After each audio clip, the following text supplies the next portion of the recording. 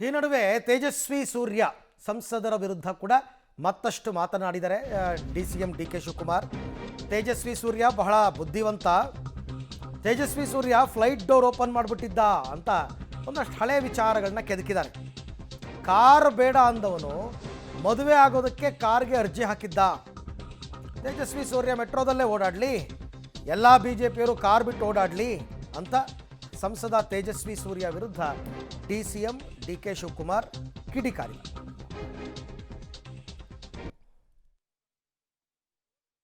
Tunnel ರಸ್ತೆ ಶ್ರೀಮಂತರಿಂದ ಶ್ರೀಮಂತರಿಗಾಗಿ ಶ್ರೀಮಂತರಿಗೋಸ್ಕರ ಮಾಡಿರುವಂಥ ಯೋಜನೆ ಇದು.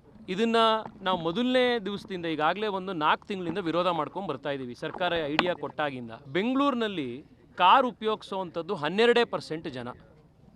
ಆ 12% ಜನ ಉಪಯೋಗ ಆಗುವಂಥ, ಅದು ತಿಂಗಳಿಗೆ 20,000 ರೂಪಾಯಿ ಟೋಲ್ ಕಟ್ಟಿ ಉಪಯೋಗಿಸೋಕ್ಕಾಗುವಂಥ ಒಂದು VIP ಕಾರಿಡಾರನ್ನು ರಾಜ್ಯ ಸರ್ಕಾರ ನಿರ್ಮಾಣ ಮಾಡೋಕ್ಕೆ ಹೋಗ್ತಾ ಇದೆ. ಬೆಂಗಳೂರಿನ ಬೇರೆ ಬೇರೆ ಪಾರ್ಕ್ಗಳನ್ನು, ಕೆರೆಗಳನ್ನು ಹುಡುಕಿದ್ದಾರೆ ಎಂಟ್ರಿಗೆ ಎಕ್ಸಿಟಿಗೆ.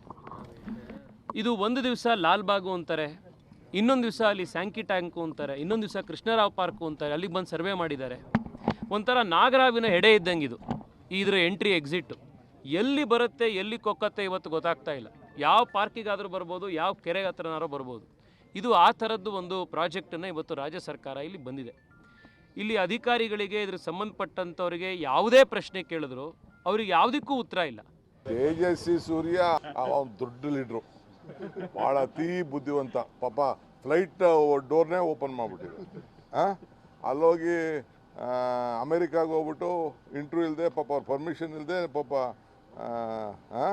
ವೈಟ್ ಹೌಸ್ ಟ್ರಂಪು ಮೀಟ್ ಮಾಡೋಕೆ ಹೋಗಿ ಅಲ್ಲೆಲ್ಲ ಉಗಿಸ್ಕೊಂಡು ಬಂದಿದ್ದಾರೆ.